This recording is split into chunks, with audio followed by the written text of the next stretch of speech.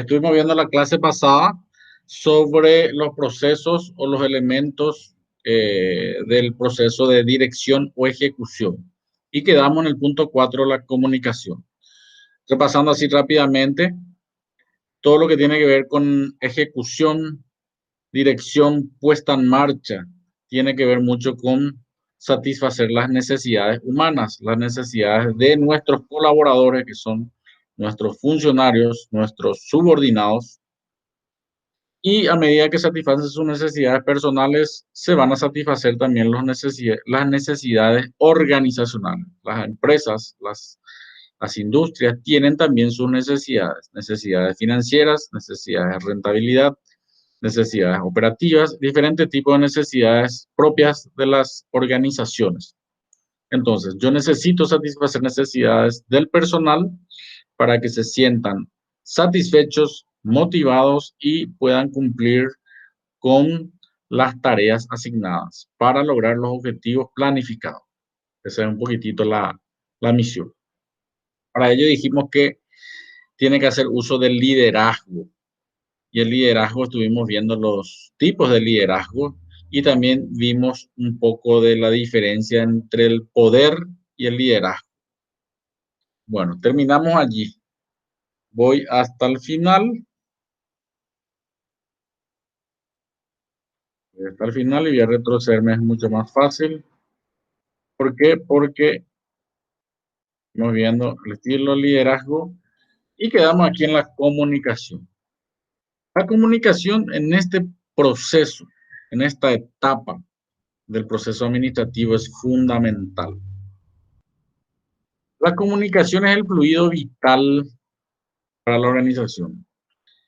Habla el material. La comunicación es como el aceite para los motores, para que no se engranen, para que no rocen y se tranquen, para que funcione correctamente un motor.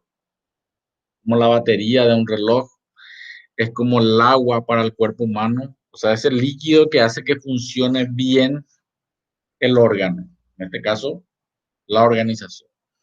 Entonces, la comunicación efectiva, asertiva, exacta, es muy importante para los gerentes, ya que representa el nexo común, dice, para las funciones administrativas.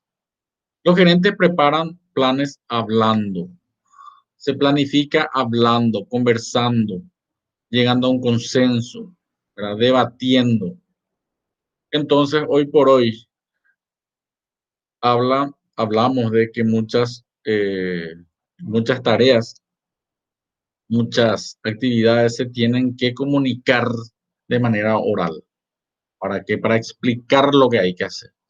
Te puede llegar en un documento tu tarea que tenés que hacer, pero falta un poco aquel intérprete, aquel que te diga cómo se hace o qué se debe hacer. Es mucho más fácil, mucho más sencillo. Entonces, dice, de igual manera las políticas motivacionales, liderazgo, ¿verdad? Los grupos activan el razonamiento del intercambio de la información. Entonces, las comunicaciones, como cualquier otra actividad intelectual, se perfeccionan.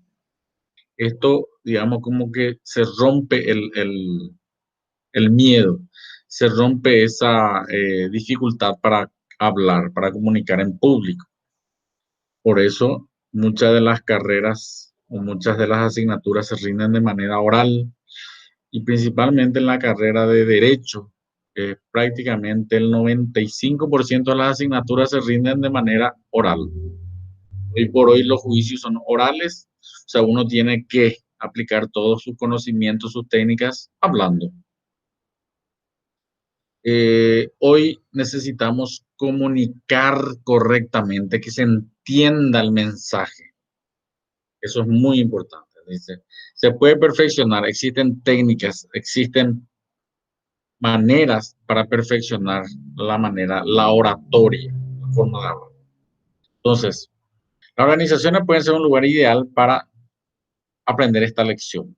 En este caso, nosotros en la misma carrera universitaria hacemos esta práctica, una práctica oral. Movemos ahí el gráfico, habla, a ver, La comunicación. Tenemos por un parte el emisor, aquel que transmite o que quiere transmitir el mensaje, y el receptor, la otra parte, el que tiene que recibir e interpretar el mensaje. Y el mensaje fluye por un canal, ¿verdad? Entonces, ¿qué es la comunicación? La transferencia de información y entendimiento entre personas por medio de símbolos con significados.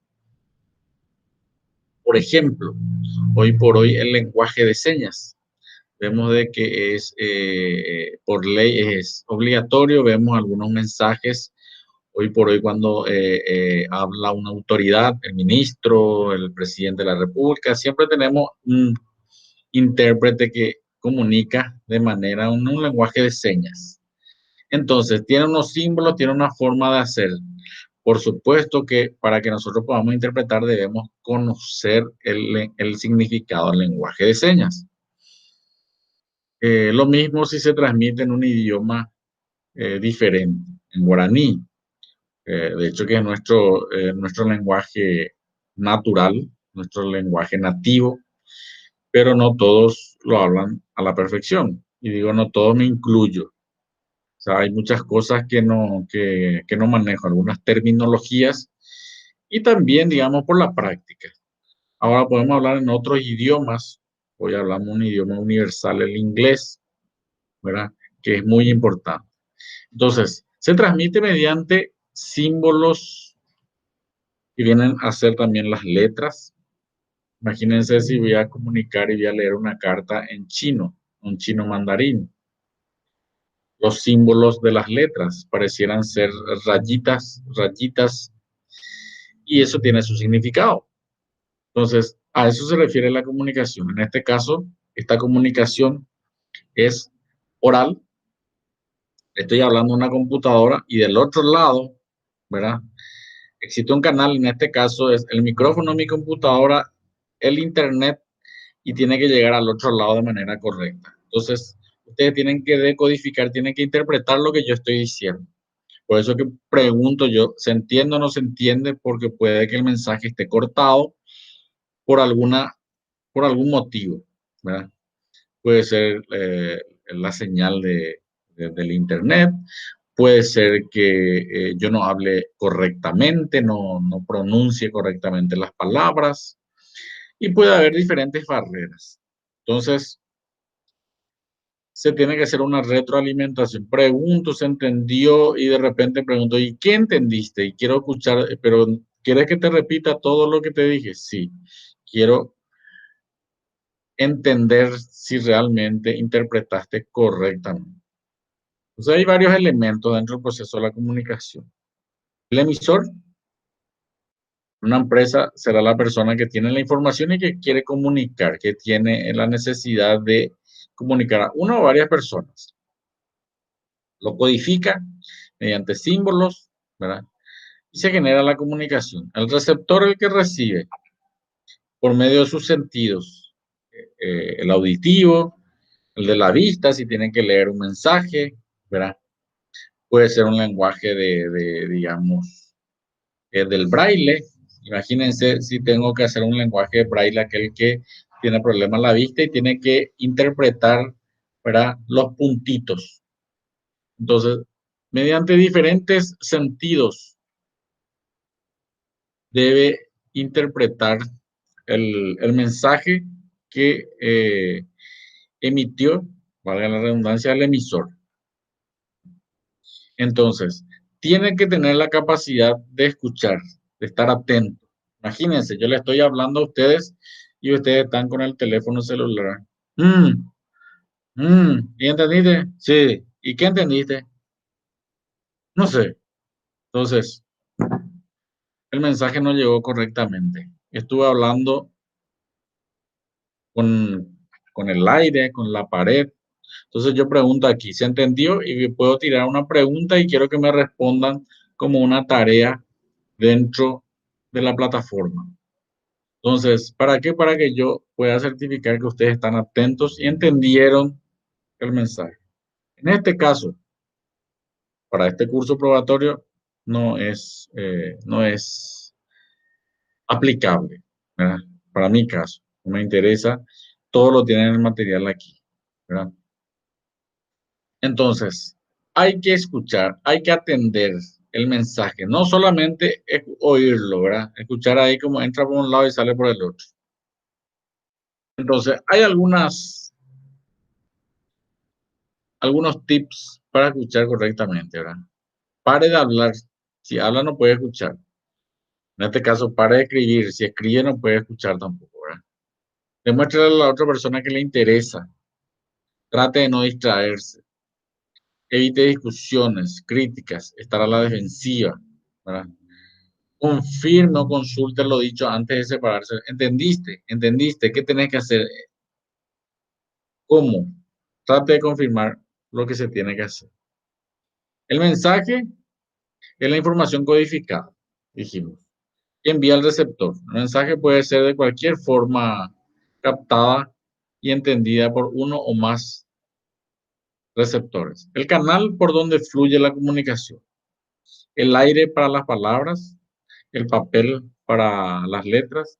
En este caso, por ejemplo, para esta sesión virtual es la red, la web, internet, ¿verdad? El canal de comunicación. La retroalimentación es la respuesta del receptor al mensaje. Es la mejor manera de comprobar que se recibió y se comprendió. Entonces, le pregunto y me tiene que volver a responder. Es una retroalimentación. ¿Para qué? Para que yo tenga la certeza de que realmente recepcionaste el mensaje correcto. La percepción, el significado que cada uno lo atribuye. Yo puedo dar un mensaje, pero cada uno lo interpreta a su manera. O como dirían algunos, como mejor le conviene, ¿verdad? Entonces, o cómo mejor se siente. Tiene mucho que ver los sentimientos, ¿verdad? Cómo se organizan los elementos en la memoria, los significados. Dentro de esa comunicación, el proceso de la comunicación del emisor al receptor, el canal y cómo fluye toda la comunicación, existen barreras en la comunicación que hace que el mensaje no llegue correctamente o llegue distorsionado. Entonces, vamos a separar dos tipos de barreras en la comunicación. Uno, la barrera interpersonal que pone la propia persona y el otro, la barrera que pone la organización. Las barreras interpersonales pueden ser defectos fisiológicos, ¿verdad? Del emisor o del receptor. Imagínense si yo tengo un problema en la lengua, ¿verdad? O puedo ser ceseoso, tartamudo. Ustedes pueden tener un problema auditivo, no escuchan bien. Imagínense dentro del aula física, el aula normal, vamos a clase, y está esa persona que no ve bien y se sienta allá en el fondo. Y tiene que copiar y no ve luego lo que se está escribiendo, no entiende. O se habla el mensaje y no escucha bien porque tiene un problema auditivo y se sienta allá atrás o conversa. Entonces, hay un defecto fisiológico. O a veces hablo de manera muy, muy,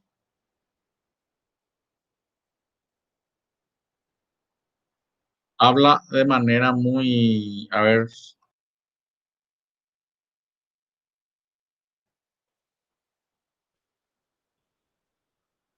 de manera muy suave. Puedo hablar puedo tener un problema de la garganta, puedo tener un problema de la voz y algo que hablo muy despacio y por ende ustedes no van a poder escuchar. Entonces ustedes necesitan que yo hable más fuerte, ¿verdad? La percepción selectiva de ese mensaje, todo el mensaje, solamente elige dos o tres palabras que le interesa o que le conviene. Entonces, ¿por qué? Por los sentimientos, ¿verdad? Puede ser que esa persona esté con un problema de sentimiento, tuvo un problema sentimental, de pareja, pudo haber tenido un problema en el trabajo, una discusión, y eso hace que él se sienta cabizbajo y entonces escucha o no escucha ciertos mensajes. Las condiciones medioambientales. Imagínense salir a dar clases en la cancha de fútbol o salir a dar clases en el tinglado donde existe un evento musical. Va a ser imposible. El lenguaje. Imagínense si yo hablo en un idioma en el cual ninguno habla, ¿verdad? Puedo hablar, repito, en un lenguaje de chino mandarín. Puedo hablar en un lenguaje en francés, ¿verdad? O puedo hablar en un inglés nivel portillo, ¿verdad? En un lenguaje nivel nuestro diputado, ¿verdad? O un lenguaje de inglés tipo Marley. No sé si van a entender, tal vez ni yo pueda hablar correctamente. Entonces, ese también es una dificultad. Recuerdo cuando iba a dar clases en el Chaco y de repente como paraguayito tengo que dar algunos ejemplos en guaraní, ¿verdad? Algunos ejemplos y gusto de Yapucamo. Y en el auditorio tenía estudiantes menonitas. Por supuesto que me miraban con cara de qué es lo que dice esta persona, ¿verdad? O se está burlando de nosotros. Y ellos hablaban en alemán, ¿verdad? Y tampoco yo entendía qué es lo que decían. Entonces existe un problema de lenguaje.